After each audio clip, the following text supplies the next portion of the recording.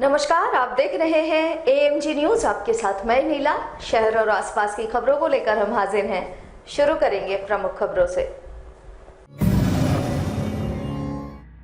जमशेदपुर का Linde oxygen plant देश के लिए साबित हो रहा है जीवन रेखा। लगातार देश के विभिन्न हिस्सों में भेजा जा रहा है ऑक्सीजन। टाटानगर रेलवे स्टेशन में टला बड़ा हादसा। कर्मचारियों ने विरोध में किया हंगामा, घंटों काम को किया बंद। जुगसलाई में हुए विक्रम सिंह हत्याकांड में पुलिस कर रही है छापेमारी। क्षेत्र में की गई है पुलिस बल की तैनाती।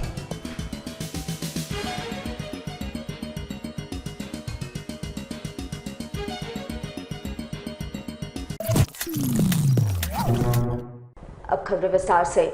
जमशेदपुर के बर्मा माइंस स्थित लिंडे ऑक्सीजन प्लांट देश के लिए जीवन रेखा साबित हो रही है। झारखंड सरकार के आदेश के बाद लगातार यहां से देश के अलग अलग राज्यों में ऑक्सीजन भेजा जा रहा है। पिछले दिनों दिल्ली, उत्तर प्रदेश, हरियाणा, बिहार सहित अन्य राज्यों में यहां से ऑक्सीजन कंटेनर भेजे गए थे। एक बार फिर सोमवार को टाटानगर रेलवे स्टेशन यार्ड से ऑक्सीजन से भरे 10 टैंकर उत्तर प्रदेश के लखनऊ भेजे गए, जिसकी तैयारी पहले से कर दी गई थी। यार्ड में लोडिंग का काम जारी था। वहीं सुरक्षा के दृष्टिकोण से आरपीएफ के पदाधिकारी एवं जवानों के साथ अग्निशमन विभाग को तैनात किया गया था। हालांकि इस संबंध में रेलवे और लिंडे के पदाधिकारियों ने कुछ भी बताने से मना कर दिया। माना जा रहा है कि सोमवार देर शाम ऑक्सीजन सिलेंडरों से भरा टैंकर रेलवे यार्ड से अपने गंतव्य के लिए रवाना हो जाएगा।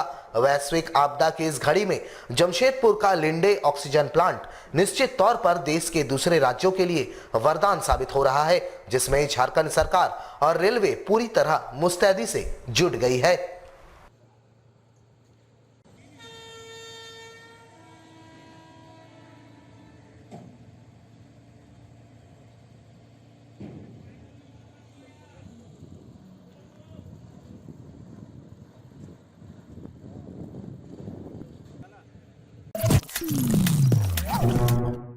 टाटानगर रेलवे स्टेशन में एक बड़ा हादसा होते होते टल गया, जहां कर्मचारियों को बिना सूचित किए परिचालन विभाग द्वारा मार्शलिंग के दौरान पूरे रेल को सिक लाइन में पुश कर दिया गया, जिससे 3 नंबर रेल ट्रैक पर काम कर रहे 3 रेल कर्मचारियों की जान जाते जाते बची, जो साफ तौर पर विभाग की लापरवाही को दर्शाता है।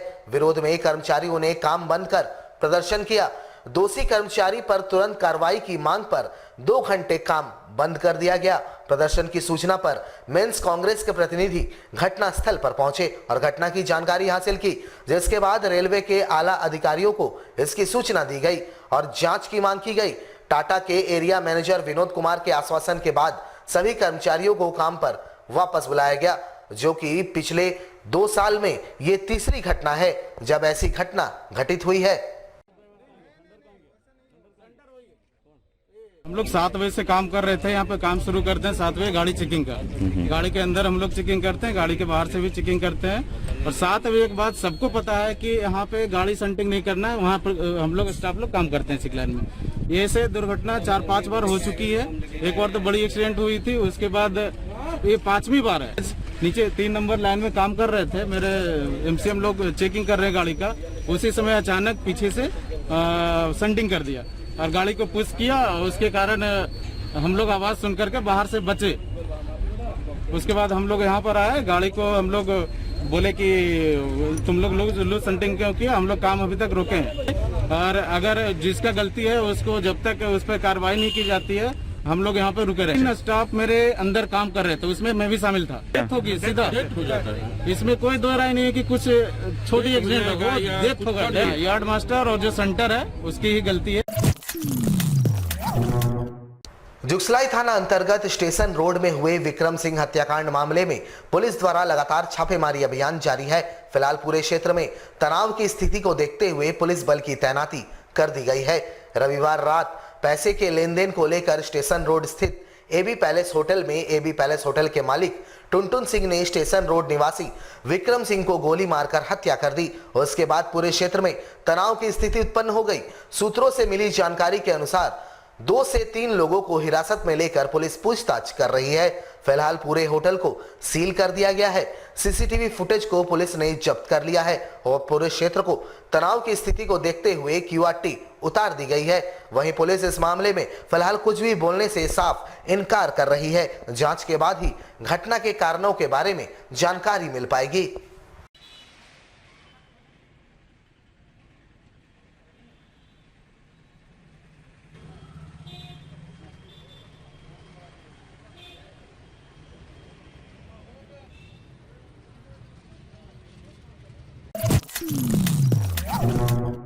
जमशेदपुर शहर वैश्विक त्रासदी कोरोना वायरस के घोर संक्रमण काल के दौर से गुजर रहा है। सरकार और सरकारी तंत्र हर मुमकिन प्रयास कर रही है ताकि लोगों की जानें बच सके। अस्पतालों में बेड नहीं है, क्लिनिक में डॉक्टर नहीं, घर पर इलाज नहीं, हर कोई बेहाल है।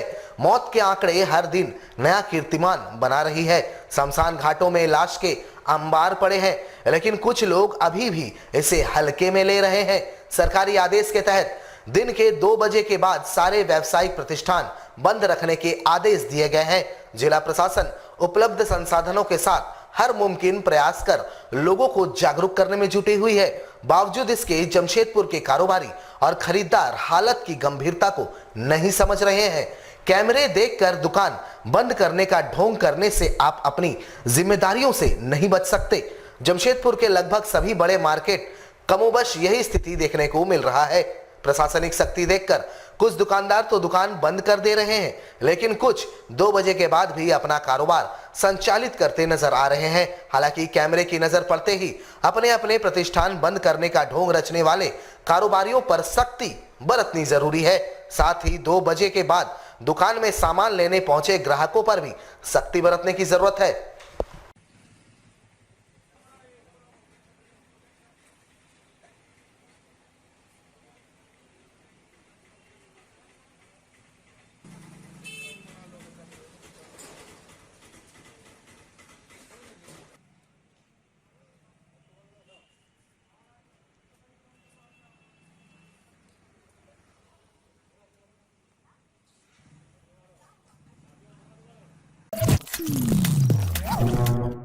जमशेदपुर में कोरोना काल के बीच अब नदियों का जलस्तर भी काफी गिर चुका है। नदियों को जलकुंभियों ने ढक लिया है।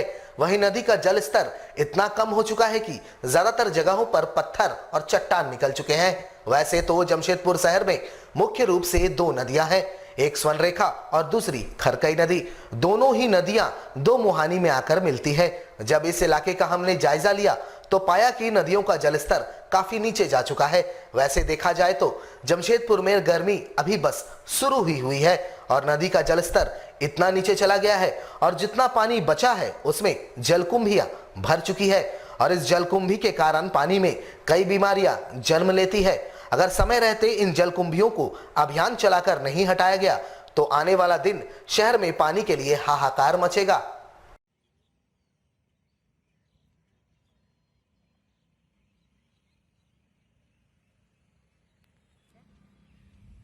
कोई नेता उता को समाज सेवी टाइप से किसी से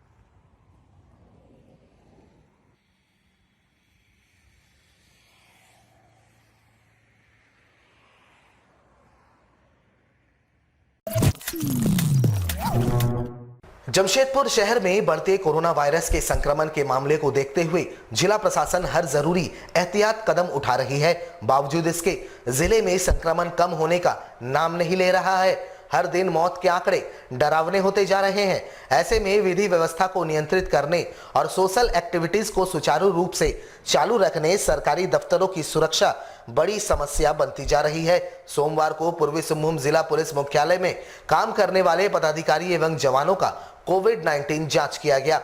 इस संबंध में बताया गया कि यहां काम करने वाले जवानों और अधिकारियों की सुरक्षा को ध्यान में रखते हुए नियमित रूप से एंटीजन टेस्ट कराया जा रहा है ताकि संक्रमित पाए जाने वाले अधिकारी और जवानों को तत्काल आइसोलेट किया जा सके। निश्चित तौर पर लॉ एंड ऑर्डर और सोशल एक्टिविटीज को सामान्य बनाए रखने के लिए अब यही एक विकल्प बच गया है। नियमित जांच और सुरक्षा के साथ जीवन जीने की आदत लोगों को डालनी चाहिए, तब जाकर जनजीवन सामान्य रूप से पटरी पर लौट सकेगी। ये सीनियर एसपी साहब के कार्यालय में जितने भी कर्मी और पदाधिकारी कार्यरत हैं उनका रैपिड एंटीजन टेस्ट से ये जांच किया जा रहा है कोविड के संबंध में, और ये सुरक्षा के दृष्टिकोण से आवश्यक है। और इसलिए कि जांच में यदि कोई पॉजिटिव अगर जो है पाए जाएंगे तो उनको इमीडिएटली हम लोग आइसोलेट कर देंगे, ताकि अन्य कर्मी सुरक्षित होकर और सरकारी कर्तव्यों का अपना निर्वहन कर सकें। हाँ, ये दोनों की हो रही है और ये संख्या जो है 100 से अधिक हो रही है।